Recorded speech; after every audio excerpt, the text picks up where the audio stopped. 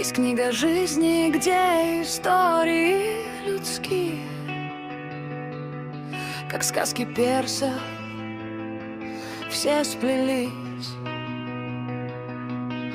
орнаментом рассказов судеб.